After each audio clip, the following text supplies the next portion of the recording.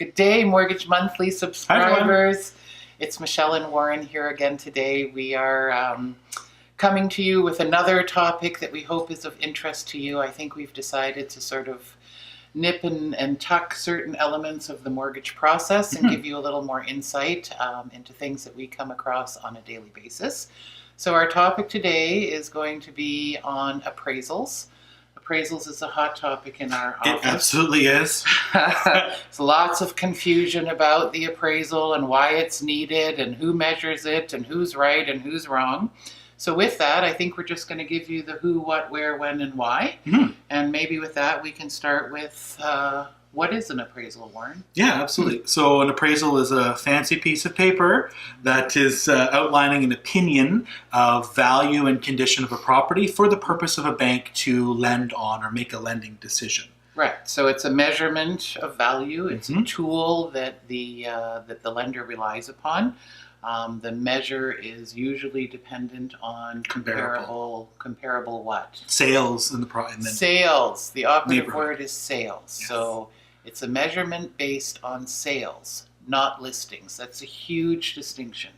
Because every day we ask people, what do you think your property is worth? And the first thing they'll say is, the property down the street is listed for $900. Mine has a bigger backyard, so mine must be worth $950. Right. So a listing is not a valid opinion of value. So the lender asks for recent sales. And that's an important piece because sometimes sales are happening for reasons that might not be the best circumstances. So values could be temporarily depressed, but it is based on sales. So what influences it? The type of house, the lot, the size, the square footage, all those sorts of things determine what the value of the house is in a reasonable market, right? Absolutely. So when does a lender need an appraisal? Far too often, in my opinion. Usually when the lender's going it alone, so meaning they're not getting any kind of default insurance, so CMHC, Genworth, when the client has got more than 20% equity in the property, the lender doesn't have insurance to cover them off in case of default, so they really want to get a feel for what the property is worth, and they request an appraisal on the home to make sure that A, they're lending on a proper value, and B, that the condition of the home is marketable, because what they really want to assess is, let's assume the client doesn't pay the lender back. They want to know that the house is readily saleable to be able to recoup their loss, basically. So how is it that CMHC knows what the value of a house is? Well, CMHC has a very large database set of information they use to assess value. So they're looking coast to coast, Canada-wide, and they have a service called Emily. It's their internal service that clocks what values of properties are as compared to recent sales in the location. They also keep a lot of data on all the properties, so sometimes CMHC themselves will actually request an appraisal. In that case, they're paying for it, but they will take that appraisal and put it into their bank of information and keep it for safekeeping for future use. All right. You think appraisals are expensive? You pay CMHC premium of $30,000 and the appraisal is free. Fancy that? Thanks, CMHC. So anyway, I think what we've covered off already is why does the lender need the appraisal? They need it. Why does the lender make the client pay for the appraisal? That's a question I hear quite frequently. Before we, so that is a valid I might be question. jumping ahead a little bit. Just a little bit. But the reason is the reason they want the appraisal is to assess the thresholds of lending. So if we're telling them we're putting 20% down and the property's worth $100,000, then they need to know that that $100,000 is a valid number. Certainly in the market in 2017, when we had wild swings in real estate values, it was very difficult to assess what the true value of a property was. So they want to know what the value is. They need this because it's the asset against which they're lending. So as Warren said before, if there's a default, they need to know that they can get their money back. And they're also interested in a hands-on because it sometimes unveils things that would otherwise not be known in the MLS listing. So things like cracks in the foundation. Or that the property is only accessible by boat in the summertime. Right.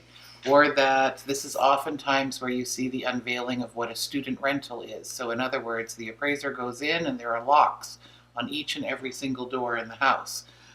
So those are a big no-no, obviously. Marijuana grow ops have been covered at time of appraisal. Right. Like there's a litany of things that the appraiser is looking for. So oftentimes it's not disclosed in the MLS, which is why, with the absence of CMHC, where their loan is guaranteed, they want to have a full-out appraisal. So that brings us to Warren's adept question: who pays for the appraisal? The client, unfortunately. Right. So the client typically thinks, well, if the bank is the one that needs this, why aren't they paying for it? And that's perfectly logical. But from the bank's perspective, and banks are sometimes logical, they're saying, right? So they're saying it is a tool that we are dependent upon in order to know what the value of this property truly is. You're coming to us to ask for this loan, so you need to bring to us this tool so that we can make an informed decision. And therefore, the cost is to you. So that is the reason that you are paying for appraisals. Oftentimes people will say, oh, well, the bank doesn't make me pay, or I hear that other banks pay for the appraisals. What's the deal there? Well, it could be a little mixed bag in that regard. Sometimes the lender will have a tool themselves to be able to do an automatic valuation, piggybacking off of CMHC's information. So they might be able to get what's called an electronic hit. They typically only want to use an electronic evaluation if there's a large equity position in the property. So if you're asking for a $100,000 loan relative to a $600,000 value, the lender relaxes themselves a little bit in terms of being able to use an electronic valuation, which typically costs a lot less. Oftentimes we've seen it where clients are going to a branch and the branch representative is ordering the appraisal. The bank is not interested in, especially if they tend to be picking up the cost, paying for a full-blown AACI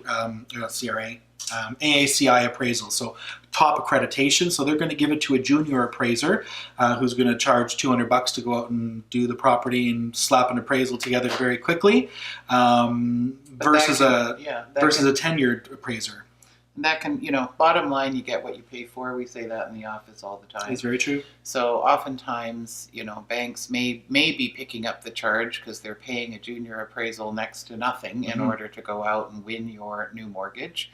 But that can be very dangerous as well. So we've had it in our circumstance. One of my clients actually years ago had purchased an executive home. It was beautiful. They qualified amply. They really didn't need a long condition of financing. It was more of a remote property, so it wasn't your typical subdivision home. They paid, I don't know, $600,000 or $700,000 for it. We sent an appraiser out at a huge cost because it was an executive home. It was like $600. And the appraiser had to travel out of the long distance, so mileage was included, and it was. And then the appraisal came back, and dun dun dun. It was only $200,000 short of what we deemed value to be. So what happens in those circumstances? We cry. Right? We cry. And so does the client. And so does the client. So outside of being extremely distressed, the rule with lenders is they do not entertain just endless amounts of opinions of value until they hit the jackpot. So the rule is typically one shot, you're done. In this case, it was blatantly obvious that something was truly wrong and we couldn't figure out what it was until we asked for comparable sales from another appraiser who said, I understand exactly what happened here. This property was on a township line. So the appraiser, in his estimation, went and appraised all the properties to the left of this township line versus all the properties on the right. Which happened to be all executive homes on that side. Right. And I think he lived on the west side, which is why he was looking just to that property and back to where he was familiar with the location. Right. So while appraisals are very, very expensive these days, they're probably running at a minimum $450, $500. Plus HST. That is because you're getting a seasoned, educated, up to the minute, I don't know how many of you have actually seen an appraisal report, but they're very involved. Takes up a lot of time to do them, never mind going out and seeing them. So while they're not the most desirable thing on the planet, they are a necessary evil. And I think banks have come to learn that they are very expensive these days. So in many cases, while they won't pay for it up front, they'll consider giving you some kind of a rebate after closing. Yeah, for sure. And why don't they want to pay it up front? Well, because they don't want to be in the business of paying for everybody's appraisals and then people walking before the transaction closes and they're left holding an appraisal that is not of no use to them. Right? So it's just an expense that was a useless expense. But they will credit you in a lot of cases they'll credit you after closing. Right? So Those are the kinds of things that appraisals are all about. That is why appraisals are required. I think we also covered why it is that you are paying for them in many cases. Who does it belong to? From the bank's perspective, this is something that they require to make a lending decision on, so it is their property. There's a sensitive area there around who owns the appraisal. Because typically ownership is whoever paid for it. So when the client's paying for the appraisal, it's perceived that it belongs to them. Unfortunately, because it is a tool to make a lending decision, every lender has their own certain criteria and even list of approved appraisers that they are allowed to use. So once that appraisal is complete, the bank views that property to be theirs. Oh, I know. One other one that comes up often. Yeah, we know that the banks just lowball the value of our properties. Right. Okay, so let's talk about lowballing. There's no incentive at all for the appraiser or the bank. The bank wants to lend you as much money as they possibly can. Absolutely. So there's no incentive to lowball. What's really happening here is what? On the A side of lending, what are the criteria for the appraiser? What is he basing his report on? In terms of lowballing versus actual value. So the appraiser will look and say, okay, if we had to sell this property within 120 days, so the bank can get their money back, what price point does this property have to be to sell within that window? So allowing for marketing, allowing for a normal market, within 120 days, what will this property fetch? Mm-hmm. That's the criteria for determining value. When you're on the equity side of lending, or the subprime lending channel, subprime only because you either don't fit mortgage lending criteria perfectly, or you may have had a little glitch on your credit because of something that happened that may not even have been your fault. Regardless, we go to the equity channel, and oftentimes the value of the same house is less than what it was when we just had the appraisal done for the A lender. So in that case, it appears that it's being lowballed, but what's really happening behind the scenes is that lender who's making a decision is saying, rather than giving a 120-day window to sell this property, because there are particularities with the property or the borrower, we want to know if we can get our money back within 30 or 60 days. So that window has dropped significantly, which means we have to lower that price of the property to get it liquidated a lot quicker. Right, because they don't want to hang on to a property in what is typically a riskier profile transaction. Correct. So if someone defaults on the mortgage, it's more likely that it will happen in that channel than it will in the A channel. Mm-hmm. Obviously, it happens all the time everywhere. But in the subprime or the alternate lending space, it happens more frequently. So they don't want to hang around for 120 days to find out what more could go wrong. So they tell the appraiser, please give us a value in time. This property sold in 60 days.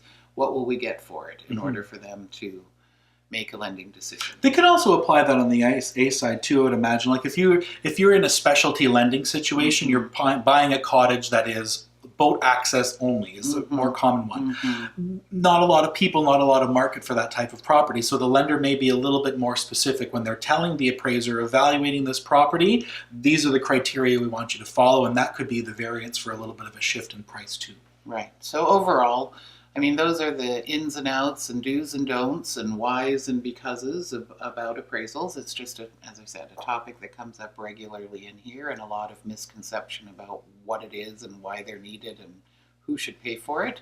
So we thought we'd just shed some light. Yeah, far in advance of us ordering an appraisal, we have a tool called Purview, which we like to use just to sort of give a little bit of an acid test to what your property might be worth as compared to recent sales in your neighborhood.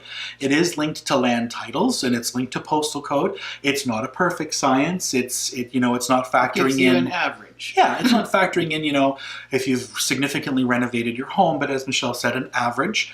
We often will use Purview to get an idea of what your property is worth. And I think for the next little while, we're going to open up our Purview tool to our clients. So if you're looking at selling your property, you have no idea what your home may be worth, if you're looking to refinance or access some equity, give us a shout, drop us a line, and we will put your property details into Purview. It's free of charge. A lot of the realtors have access to a similar tool as well, so it's not proprietary information, but we will happily share that with you.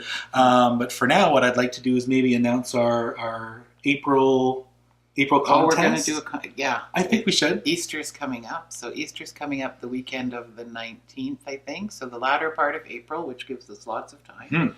I think this time, rather than putting it out to our adult audience, we've decided that we want to run Something for the children. a children's coloring competition. So we're going to define children up until what age? 15? 15? 12? I don't know. How are we going to compare a 15 to a younger type? So why don't we maybe see what kind of samples we get? Okay, let's do that. All right, so up until age 15, you can all participate. We're going to pick a coloring page. Yeah, well, I'll upload a picture of an Easter picture onto the link below in the YouTube channel. I'll also put it in the Facebook link. You can certainly be outside the box. We love being outside the box. Give us a picture of your own artwork creation. You can text us a picture if you want, 289-221-1981 if you want to text it, upload it onto Facebook, email it to us. You have our email addresses. We'll scour through them and pick our favorites, and then for our next update, we will have a prize. We will have a prize for our cherished artiste. So we'd love to see them. We'd love to share them. We thank you so much for listening again, and hopefully you got some insight out of this Mortgage Monthly via video link. And with that, we're going to say goodbye. Mwah.